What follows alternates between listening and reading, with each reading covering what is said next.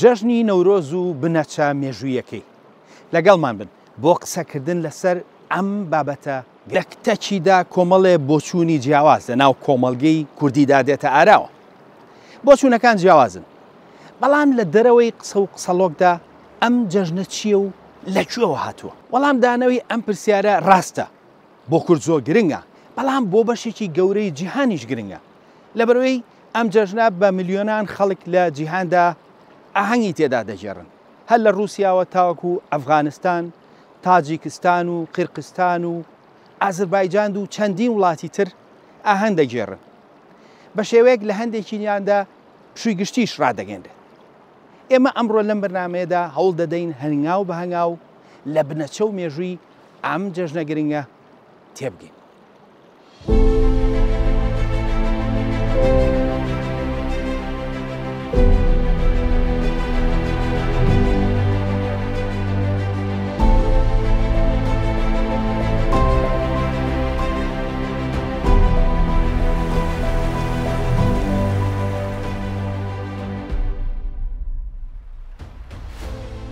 هیچ گومان لەوەدا نییە جەژنی نەورۆز یەکێکە لە جەژنە گرنگەکان بۆ نەتەوەی کورد. سەرڕای گرنگی جەژنەکە وەک ئاماژەمان پێکرد هەموو ساڵێک هەندێ مشت و مڕی سیر لە تەکیدا دێتەکایەوە. گەر بە تۆڕە کۆمەڵایەتیە کوردیەکاندا بگەڕین ئەوە چەند بابەتێکی سەرەکی دەبینین. یەکێک دەڵێت کاوە فارس بۆ و ئەژدەهاک کورد، یەکێکی تر دەڵێت جەژنێکی کوردی ڕەسەنە، هەندێک دەڵێن جەژنی کورد نییە و هی فارسە، هەندێک دەڵێن ئێمە موسڵمانین نەورۆز جەژنی ئێمە نییە. چەندین بۆچوونی تری هاوشێوە دەدرێت. بەگشتی بۆچوونی کورد هاوشێوەی هەلومەرجی سیاسی خۆی دابەش بوو پەردەوازێ. بەڵام ئەگەر جیهانی کوردی بەجێ بهێڵیت و بچیتە جیهانی فارسیەوە ئەوە دەنگێکی زۆر زوڵاڵ و ڕوون دەبینیت کە دەڵێت ئەم جەژنە هی فارس و ئێرانی و هی سەردەمی ئەخمینیەکانە و تەنانەت بۆ دڵنیاکردنەوەی ئەوەی کە جەژنەکەی ئەوانە دەڵێن ناوەکەشی نەورۆزە کە فارسیە. ئەمە بۆچوونی ئێرانیەکانە. بەڵام ئەگەر سەیری دەستگا ئەوروپیەکانیش بکەین زۆر جیاواز نین.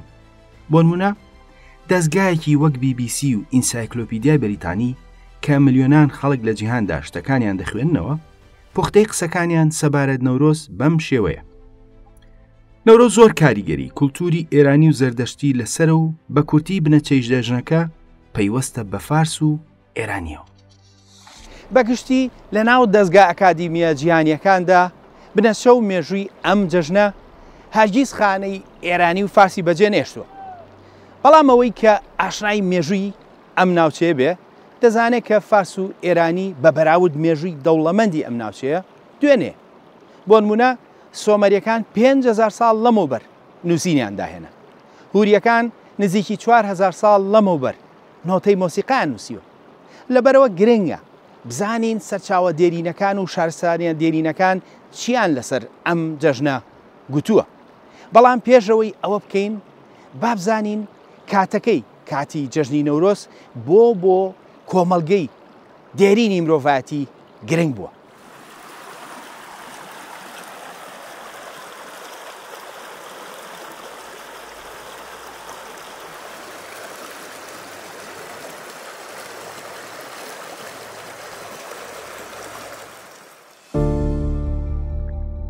بۆ ئەوەی لە بنەچەی جەژنەکە بگەین دەبێت بگەڕینەوە بۆ جیهانی دێرین.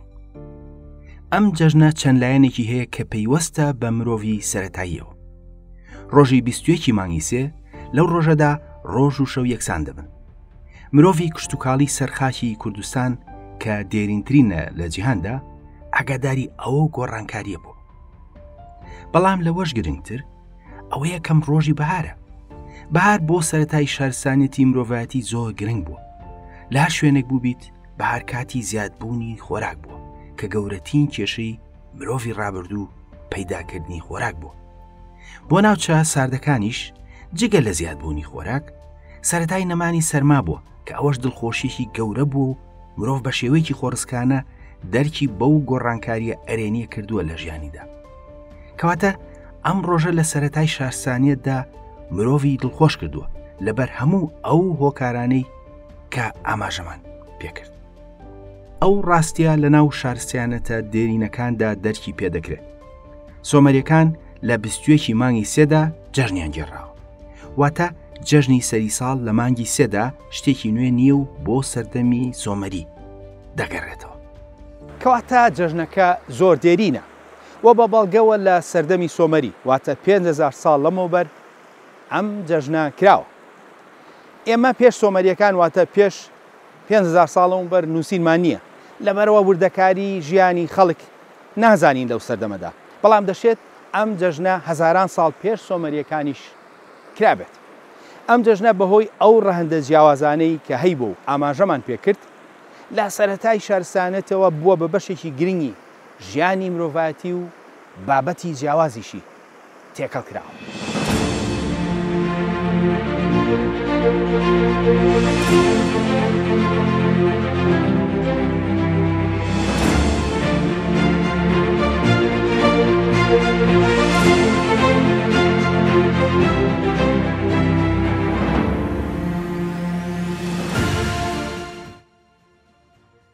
وەک بینیمان جەژنەکە لە بنەچەدا پەیوەستە بەوەی کە سەردەمی بوژانەوەی سروشت و نوێبوونەوەی ژیان و زۆری بەروبووم بووە، بەڵام لەگەڵ سەردەمدا چیرۆکی تری تێکەڵ بووە. بۆ نمونە ئەمڕۆ نەورۆز لە ناو کوردەواریدا بە شێوەیەکی سەرەکی بەسراوەتەوە بە کاوە زوحاک یان ئەژدەهاکەوە. بەپێی چیرۆکەکە لە ناو کووردا خەڵک جەژنەکە دەگەڕێننەوە بۆ لە ناوبردنی پاشایەکی زۆردار بە ناوی زوحاک. ئەفسانەکە دەڵێت کە زوحاک پاشایەکی زۆردار بووە کە دوومار بە ئازارەوە لە سەرشانی دروست بووبوون. بۆ کەمکردنەوەی ئازاری سەرشانی ڕۆژانە مۆخی مێشتی دوو لاو بە مارەکان دەدران. ئەو کەسەی کە بەرپرس بوو لە قوربانیدانی دوولاوەکە تەنها یەکێک لە لاوەکانی دەکوشت و مۆخەکەی لەگەڵ مۆخی مەڕێکدا تێکەڵ دەکرد بە مەبەستی ڕزگارکردنی یەکێک لە لاوەکان. لەگەڵ زیادبوونی ناڕزاییدا بەرامبەر بە حکمی زوحاک کاوەی ئاسنگەر کە چەند کوڕێکی بەهۆی زوحاکەوە لە ناوچوو بوون بڕیاریدا کە بیکوژێت و کۆتایی پێبهێنێت. کورد پێی وایە کە کاوە ئاگرێکی کردوتەوە وەک هێمایەک بۆ خەڵکەکە کە حکمی نادادوەری ئەژدەهاک کۆتایی هاتووە. لەبەرەوە کورد لە نەورۆزدا بە شاپڵیتەوە دەگەڕێت و ئاگر لەسەر چیاکان دەکاتەوە بۆ ئاهەنگێڕانی سەرکەوتن بەسەر زوحاکدا و لەو کاتەوە هەموو ساڵێک ئاهەنگی هەمان بۆنە دەجێڕن. وەک پێشتر ئاماژەمان پێکرد لە ناو دەستگا ئەکادیمیە جیهانیەکاندا مێژووی جەژنەکە دەگەڕێتەوە بۆ فارس و ئێرانی، بەڵام ئێمە بەڵگەی ڕوونمان قسەڕ کە لە ناو سۆمەریەکاندا ئەم جەژنە کراوە.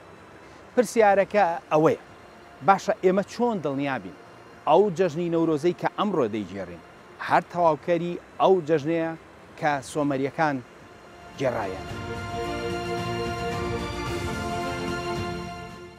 5000 ساڵ لەمەوبەر سۆمەریەکان هەمان جەژنیان بە ناوی زاگموک گێڕاوە کە ماناکەی دەبێتە سەرەتای ساڵ یان سەری ساڵ.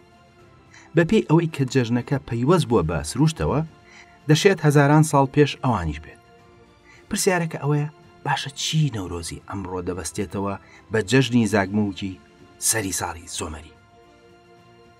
یەکێک لەو کەسانی کە ئاماژەی بەو ڕاستیە کردووە مێژونووسێکی کوردی خەڵکی ڕۆژهەڵاتی کوردستانە.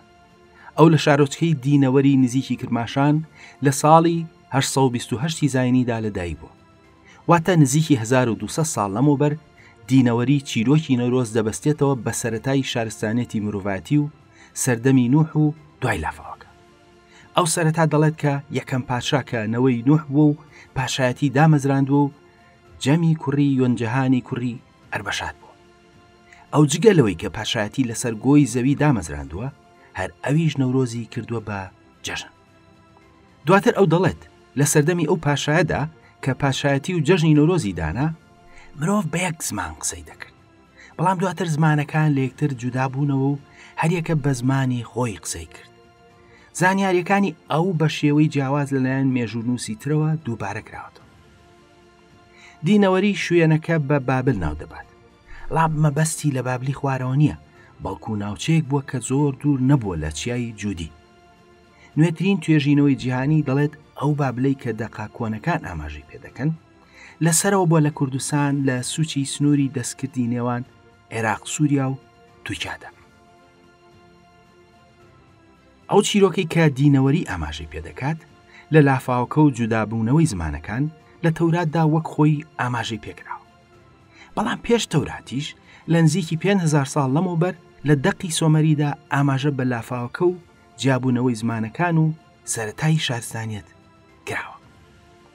ئەوەی مایی سەرنجە هەموو ئەم چیرۆکە سۆمەریە و ئەوەی لە تەوراتدایە و بەسراوە بە نەورۆزەوە نزیکی 400 ساڵ لەمەوبەر ئەولیا چەلەبی دەیبەستێتەوە بە سەرەتای شارستانیەت و دروستبوونی یەکەم پاشا و زمانی کوردیەوە. ئەو دەڵێت بە پێی مێژونوز مەقدیزی یەکەم شار کە دوای لافاوەکەی نوح دروست کراوە شاری جوودی بووە، ئەنجا قەڵای سەنجار و مەیفارقی. شاری جوودی لەلایەن مەلی کوردیم پاشای کوردان دروست کراوە کە سەر بە کۆمەڵگەی پێغەمبەر نوح بووە، پیاوێک کە بەلایانی کەمەوە 600 ساڵ ژیاوە و بە درێژایی و پانایی کوردستاندا گەڕاوە. کاتێک گەگەیشتۆتە مەیفارقین حەزی لە کەش و هەواکەی کردووە و لەوێ نیشتەجێ بووە و بەرەو مناڵێکی زۆری خزۆتەوە. ئەو زمانێکی لە خۆی داهێنا کە جودا بوو لە زمانی عیبری. ئەو زمانە نە عیبریە نە عەرەبی، نە فارسی نە دەری یان پەهلەویە. هێشتا پێی دەڵێن زمانی کوردیم، واتە کوردان. بەو جۆرە زمانی کوردی کە لە مەیفارقین داهێنرا و ئێستا لە هەموو کوردستاندا پێی دەدوێن ناوەکەی دەگەڕێتەوە بۆ مەلی کوردیم کە سەر بە خەڵکی نوح بووە. لەبەرەوەی کە کوردستان خاچێکی بێکۆتایی ڕقانی و چیاییە، بەلایانی کەمەوە بە 12 جۆری جیاوازی کوردی قسە دەکرێت کە لە گۆکردن و وشەسازیدا لە یەکتری جیاوازن. واتە چیرۆکی جودابوونەوەی زمانەکان لای سۆمەریەکان، چیرۆکی جودابوونەوەی زاراوە کوردیەکان و چیرۆکی یەکەم پاشای دوای لافاوەکە کە جەمە لای دینەوەری لای ئەولیا چەلەبی کوردانشایە و بەو جۆرە یەکێک لە ئەفسانەکانی دروستبوونی زمانی کوردی و نەتەوەکە هەر هەمان ئەوەی سۆمەریەکانە، بەڵام ناوەکان تۆزێک گۆڕاوە. جگە لەوەش باپیری ئەو کەسەی کە پادشایەتی دامەزراندووە و نەورۆزی کردووە بە جەژن کە ناوی ئەرپەشاد بووە، بەپێی هەندێک لە دەقا عیبریە دێرینەکان پاشایەکی ئەفسانەیی مادە. ئەوە جگە لەوەی کە ناوی کەرکووکیش ئەرپەشاد کە ئەمڕۆ کراوە بە عەرەفە یاخود ئەرەپە هەر بەسراوەتەوە بەو پاشایەوە. ئەوەی مایی سەرنجە ئەولیا چەلەبیش ناوی کەرکووک دەبەستێتەوە بە بەرەیەکی زوحاکەوە کە دیارە لە خەڵکی کەرکووکی ئەو سەردەمەی بیستووە. بە دڵنیایی ئەم ئەفسانە و چیرۆکە کۆنانە هەمووی یەکتری تەواو دەکەن. بەو جۆرە دینەوەری نزیکی 1200 ساڵ لەمەوبەر چیرۆکی دەستپێکردنی جەژنی نۆرۆز دەگەڕێنەوە بۆ سەردەمی سۆمەری بێ ئەوەی کە ناویان بە سۆمەری بهێنێت، لەبەرەوەی کە تا ئەو کاتە ناوەکەیان بیرچوو بووە. ئەوە جگەلەوەی کە هەمان چیرۆکی جیابوونەوەی زمانەکان و لافاوەکەی سۆمەریەکان باس دەکات کە دواتریش لە تەوراتدا باس کراوە.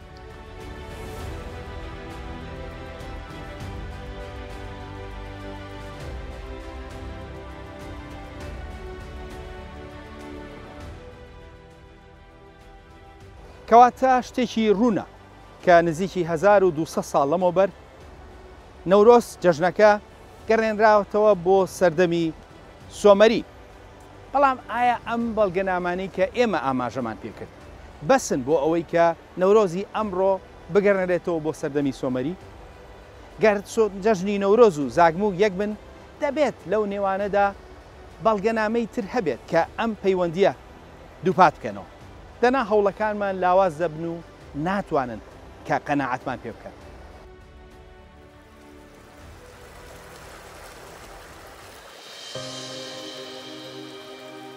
لە ڕاستیدا بابەتەکە تەنها یەک سەرچاوە نییە، بەڵکو لە زۆر ڕووی ترەوە نەورۆز هەر تەواوکەری جەژنی زاگمووی سۆمەریە. لە نەورۆزی کووردا کاو و زوحاک پاڵەوانە سەرەکیەکانی جەژنەکەن. لە ڕاستیدا لە سەردەمی سۆمەریشدا هەر هەمان چیرۆک بە تۆزێک جیاوازیەوە هەبوو. نینورتا و ئازاجیش دوو کارکتەری گرنگی جەژنی سەری ساڵ بوون. نینورتا خوداوەندی خەڵکی جوتیار بوو و نوێنەراتی ئەوانی کردو. ئەم خوداوەندە لە ئەفسانەکەدا گورجێکی تایبەتی بەدەستەوە بوو و بە هەژدیاکوژ ناوی هاتووە. واتە لە بری کاوە و چەکوشەکەی نینورتا و گورجەکەی هەبووە. کاوە زوحاک لە ناو دەبات و نینورتاش هەژدیها ئاساک لە ناو دەبات. زوحاک پادشایە و ئاساکیش بە هەمان شێوە پادشایەکی هەژدیهایە. لە کاتێکدا کە لەگەڵ سەردەمدا ناوی نینورتا گۆڕاوە بۆ کاوە، بەڵام دژمنەکەی ناوی ئاساک یاخود ئاساکوو بوو کە ئەویش وەک هەژدەهاک ئەژدیها بوو و نوێنەراتی چیاکانی کردو. ئەگەر سەیری ناوەکەی بکەین دەبینین شێوەکانی ئاساک ئاساکوو ناوی هاتووە کە دواتر لەگەڵ سەردەمدا کراوە بە زوحاک و ئەژدەهاک و لای یۆنانەکانیش دەبینێت ناوەکەی هەر نزیک بووە و بووە بە ئەستیاک. جگەل لە چیرۆکی کاوە زوحاک، سۆمەریەکان لە سەری ساڵدا پادشایان داناوەتەوە. ئەم ڕێوڕەسمە سۆمەریە زۆر گرنگ بووە لە سەری ساڵدا و یەکێک لە بنەما گرنگەکانی جەژنەکە بووە. ئەوەی مای سەرنجە دانانی پادشا بەشێکی گرنگی جەژنی نەورۆزی کوردی جاران بووە کە بە میر نەورۆزی لە سەرچاوەکاندا ناوی هاتووە.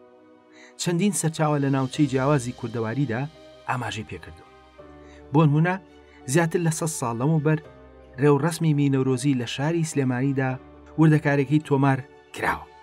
لە بەیانی ڕۆژی دیاریکراودا خەڵکی شاری سلێمانی شارەکە جێدەهێڵن و لە شوێنی ئاهەنگێڕانەکە کۆ دەبنەوە.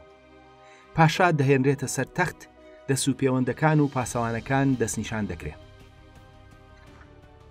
پاشا لەسەر پشتیگایەک دادەنرێت و لەگەڵ دەست و پەیوەندەکانیدا بەناو ئاپۆڕەکەدا دەڕوات بەرەو ئەو شوێنەی کە ڕشماڵە کاڵدراوە. لەوێ دیوان دادەمەزرێت و مەنجەڵی گەورە دەخرێتە سەر ئاگر. هەندێک کەس پێستی مەڕوو بزن بە خۆیان دادەدەن وەکو لاساییکردنەوەی گیانداری ماڵی و بە درێژایی ڕێوڕەسمەکە بەو شێوەیە دەمێننەوە کە 3 ڕۆژی تەواو دەخایەنێت. خەڵک بە تەواوی گۆڕایاڵی سەرکردە یاخود پاشاکە دەبن. تەنانەت ئەو باجیش دەخاتە سەر خەڵک، جا ئەو کەسە لەوێ بێت یان لەوێ نەبێت. نانزاوی پاشای دەمێنێتەوە هەتاوەکو جەژنێکی تری هاوشێوە دەگەڕن.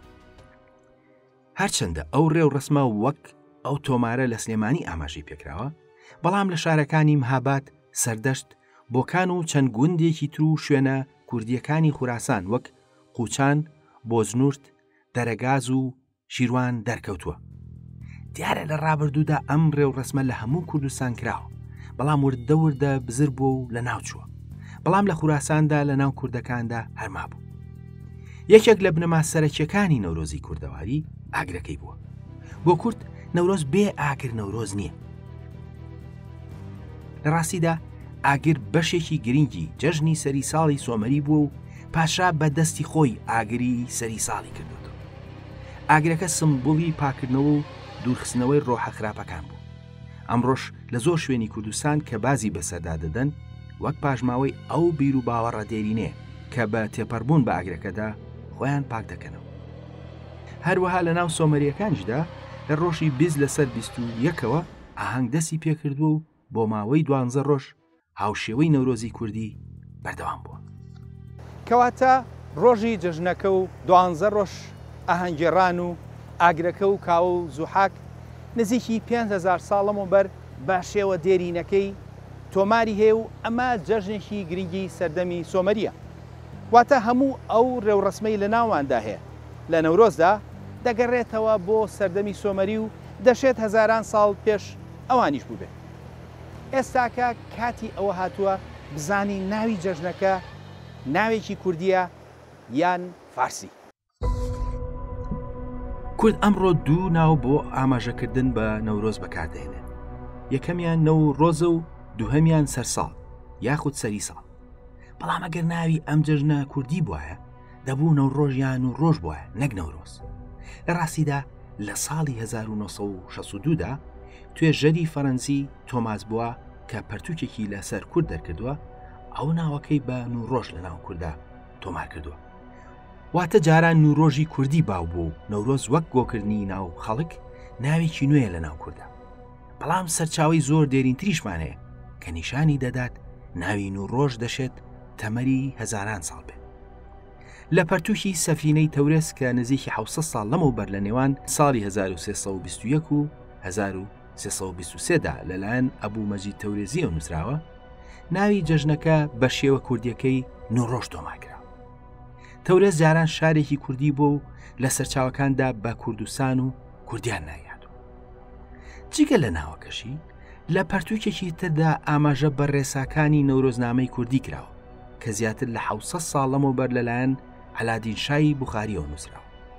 واتە نەورۆز هێندە ڕەگی داکوتیوە لە فەرهەنگی کوردیدا، تەنانەت ڕێساکانی نەورۆزنامەی کوردی لە پرتووکی خەڵکی بێگانە بە کووردا ئاماژەی پێکراوە. واتە نەورۆز لە ڕووی ڕۆژمێری و ئەستێرەناسیشەوە هەر بە کووردەوە بەسراوەتەوە. بەڵام لە ناو کووردا جگە لە نەورۆز ناوی سەرساڵ یاخود سەری ساڵی شانبەشانی ناوی نەورۆز بەکار هاتووە و بگرە ئەحمەدی خانی یەکەم جار بە سەرساڵ ناوی دەهێنێت. ئەم جا نەورۆز و لای مەلای جەزیریش بە هەمان شێوە ناوی هەردووکیان هاتووە. پێدەچێت لە ڕابردوودا ناوی سەرساڵ زیاتر زاڵ بوو بێت لە ناون کووردا. بەڵام ناوەکە دەشێت خەڵکە دێرینەکانی وەک سۆمەری، هوری، لوڤی، هیتی و مات لە ماناکەی گەشت بن لەبەرەوەی کە وشەی جەژن پەیوەستە بە ئێزن سۆمەریەوە. هەروەها وشەی کوردی نوێی سەر کە مانای سەر سەرەتا لەسەر سەرەوە دەدات، وشەکە پەیوەندی هەیە لەگەڵ سوهوری سۆمەری بە مانای سەر درەخت تەپڵی سەر و سەری هوری بە مانای پاشا و شەری لوڤی بە مانای سەر لەسەر و وشەی هیتی شارەی سەرەوە سەر بەسەر لەسەر وشەی سەری مادی بە مانای سەر. دوامینیان وشەی ساڵی کوردی نوێ لە هوریدا بە شێوەی ساواڵا بە مانای ساڵ هاتبوو، کەواتە ناوەکە بە شێوەی ئەزن سەرسەواڵە بە مانای جەژنی سەری ساڵ لەو سەردەمەدا هاتووە.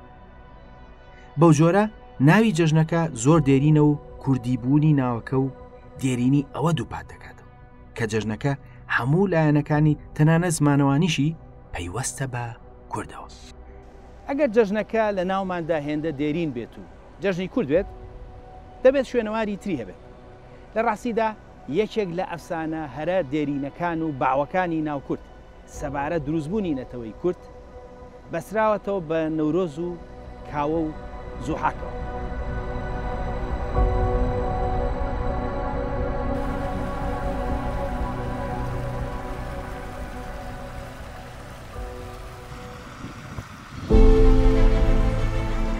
بەپێی ئەو ئەفسانەیە لای دینەوەری بۆ دامرکاردنەوەی مارەکانی سەرشانی زوحاک دەبوو هەموو ڕۆژێک چەند لایەک بکوژرێن و مۆخەکەیان بدرێت بەو مارانە. بەڵام ئەرمایل هەموو ڕۆژێک هەندێکیانی لە مردن ڕزگار دەکرد و لە بری ئەوان مۆخی مەڕی دەدا بە مارەکان. ئەو کەسانەی کە ڕزگار دەکران چوونە چیاکان و نەتەوەی کوردیان دروست کرد. واتە ئەفسانەی دروستبوونی نەتەوەی کورد بەسراوەتەوە بە چیرۆکی نوڕۆژەوە. ئەمە لەلایەن مێژوونووزی کورد دینەوەری نزیکی 1200 ساڵ لەمەوبەر و دواتر 1100 ساڵ لەمەوبەر لەلایەن مەسعودیەوە دووبارە کراوەتەوە و چەندی مێژوونووسی تر دووبارەیان کردوتەوە. هەتاوەکو سەدەی 20ەمی ژەناو کووردا دەماودەم ئەم چیرۆکیان گێڕاوەتەوە وەک ئەفسانەی بنەچەی کورد تۆماریە. ئەم خۆبەستنەوەی بەکاوە و ئەفسانەی کۆتایی هێنان بە زوحاک لە ناو فەرهەنگی کوردیدا ڕەگی داکوتاوە. نزیکی 600 ساڵ لەمەوبەر کەساتی یارسانی شاوێسقولی لە دایکبووی ساڵی 1407 لە نزیک مەریوان قسە لەسەر بنەچە ئەفسانەیەکەی کورد دەکات کە پەیوەستە بە زوحاک و نوڕۆژەوە و ئەو دەڵێت: ئەسڵەمەنجە کورد، ئەسڵەمەنجە کورد، بابۆم کورد دەنان، ئەسڵەمەنجە کورد، منە و شێرەنان چەنی دەستەی گورد، سلسلەی سپای زەحا کردم هورد.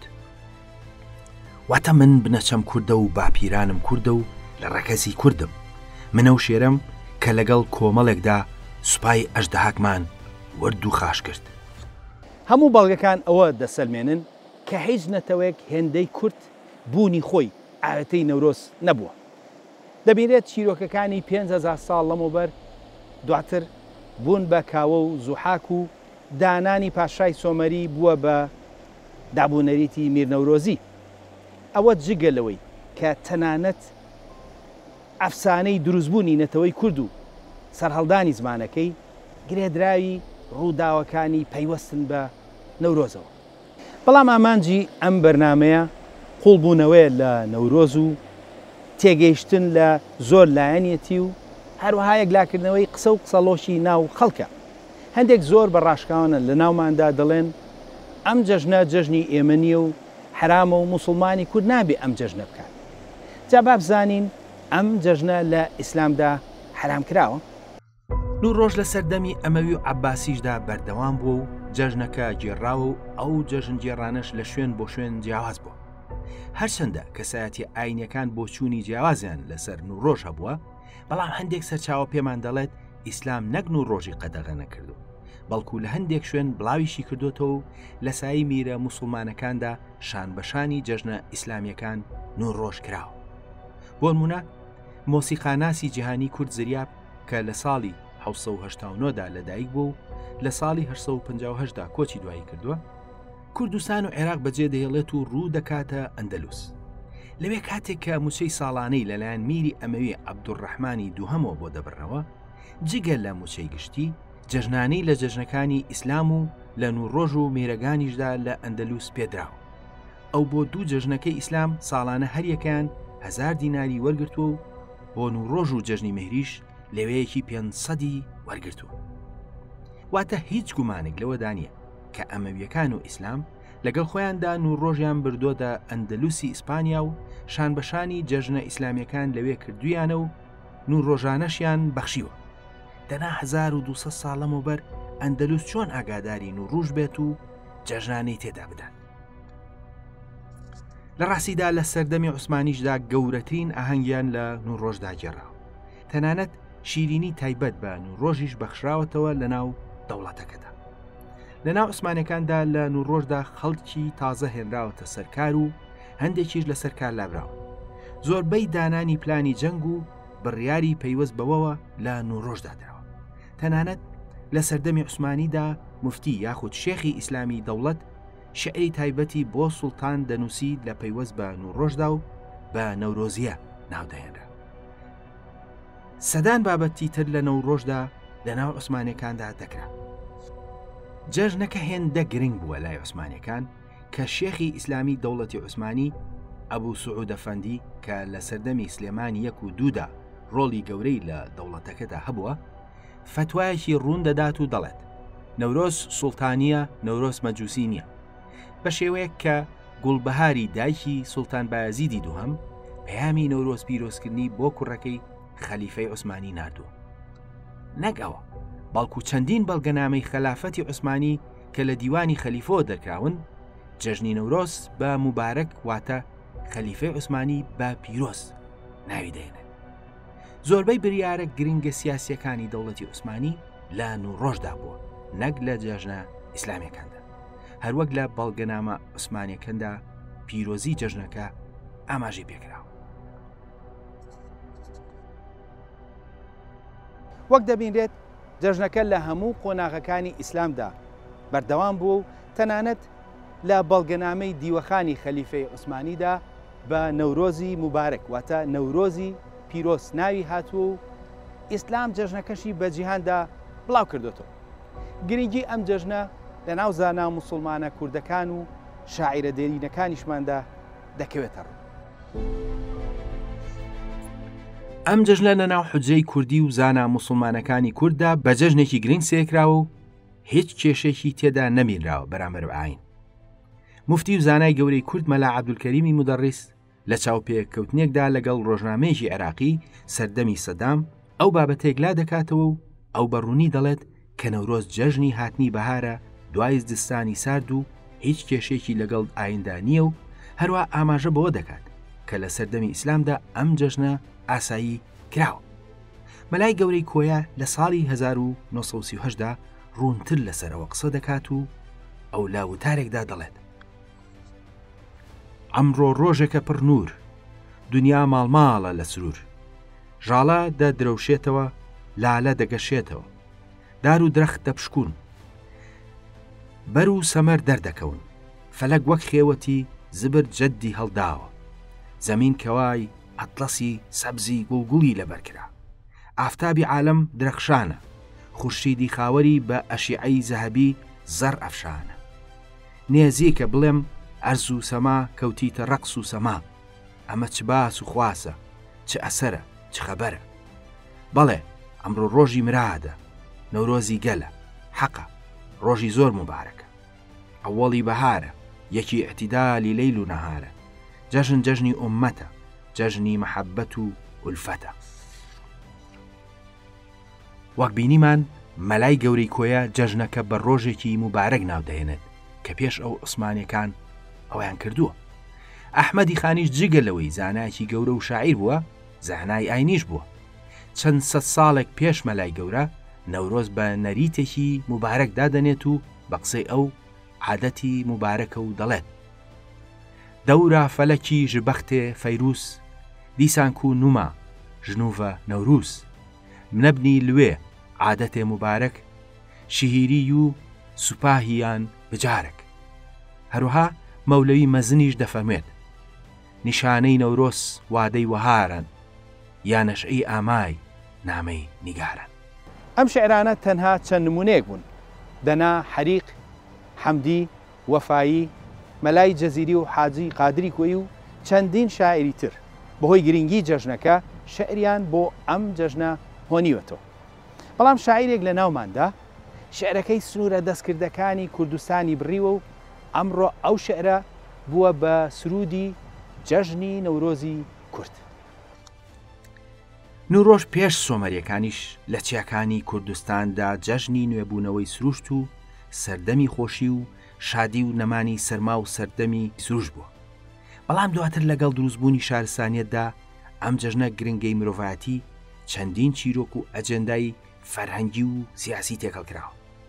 سۆمەریەکان 5,000 ساڵ لەمەوبەر ململانەی خۆیان تێکەڵی نوڕۆژ کردووە و دوو خوداوەندی نونورتا و ئاساییان کردووە بە بەشێک لە جەژی نوڕۆژ. لەوێدا فەرهەنگی خۆیان بەسەر ئەوەی گوتیەکاندا زاڵ کردووە لە ڕێگای کوشتنی ئاساگ لەلایەن نینورتاوە بە گۆپاڵە تایبەتەکەی هاوشێوەی کوشتنی زوحاک بە چەکوشەکەی کاوە. پیرەمێردی مەزنیش هاوشێوەی سۆمەریەکان لە گرنگی و دێرینی نوڕۆژ گەیشتووە. ئەویش هات بەرگێکی سیاسی کوردی سەدەی 20ەمی کردەوە بەبەری ئەم جەژنەدا. ئەو چووە کردی مامەیارە جەژنی نوڕۆژی ژێرا. مامەیارە ئەو پاڵەوانە کووردە بوو کە ئەفسەری تۆپخانەی بابانەکان بوو تا پێکرا بەرگری لە خاکی کوردستان کرد لە دژی داگیرکەری عوسمانی. پیرەمێر ویستی لە هەمان گردی ئەو پاڵەوانە کووردەدا نوڕۆژ بکاتەوە. لە هەمان کاتدا ڕۆحێکی کوردانەی سەدەی 20ەم بکاتەوە بەبەری جەژنەکەدا و ئەو شعرە مەزنەی بۆ بڵێت کە ئەمڕۆ لەناوماندا بووە بە سرودی نوڕۆژ و وای کردووە کە ببینە تاکەنەتەوە کە سرودی تایبەت بە جەژنەکەمان هەبێت. ئەو دیسانەوە کردینیەوە بە خاوەنی جەژنێکی کوردی ڕەسەن کە ئەمڕۆ بە سەدان ملیۆن کەس لە جیهاندا جەژنەکە دەجێڕن. بەڵام ئەوەی کە ئەمڕۆ خەریکە لە نوڕۆژدا دەماڵرێت ڕێوڕەسمی دانانی پاشایە کە بە میرنوڕۆژی یاخود مینەورۆزی ناسرا و جاران لە هەموو کوردستاندا باوبووە. و ئەوەی کە نوڕۆژ بکرێتەوە بە جەژنەکەی جاران دەبێت جارێکی تر مینوڕۆژی بکرێتەوە بەبەری نوڕۆژدا. ئەوەش بە ئامانجی گەڕانەوەی نوڕۆژ بۆ دۆخی خۆی و بەردەوامیدان و خۆبەستنەوە بە دابوونەریتی باو و باپیرانی دێرین. نوڕۆژتان پڕ لە خۆشی و شادی بێت.